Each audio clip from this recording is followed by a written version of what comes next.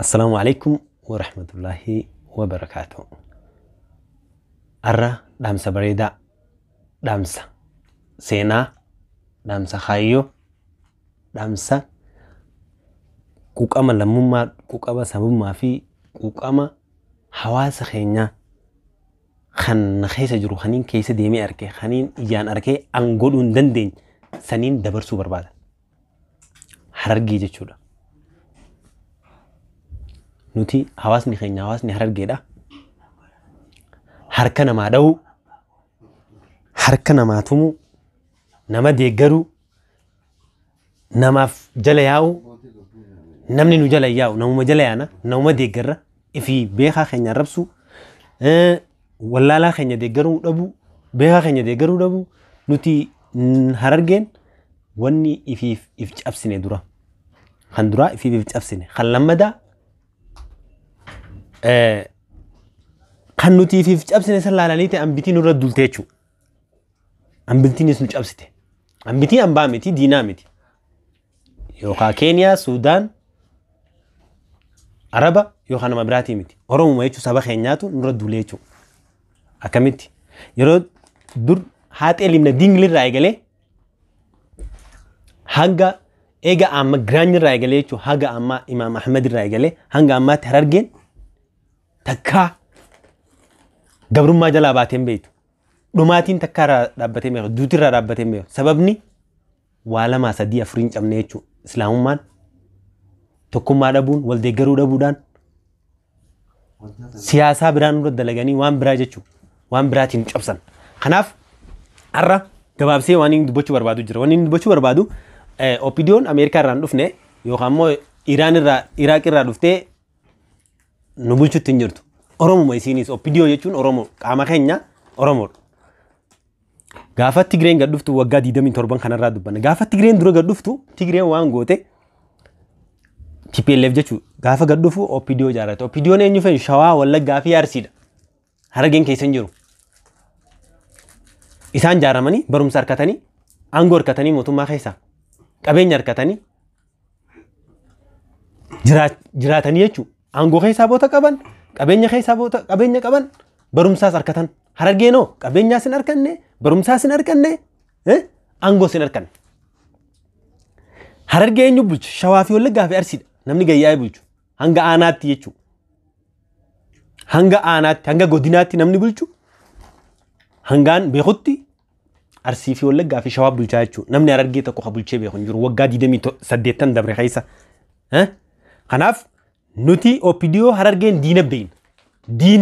Diina beeynaa jechuudha. OPDO maali nu beeyti?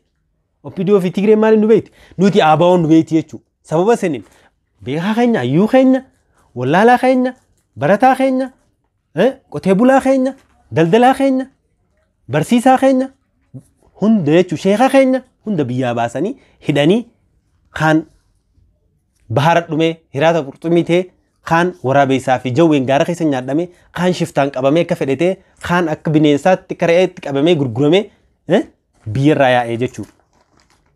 Santee ammallee isaan ifi olii tana warri oliidhaa Shawaa fi Wallaggaa fi Arsiin nagaan jiraachuu jiran. Nuti immoo nagee dhabneeti nageenyi nuti dhabne maali?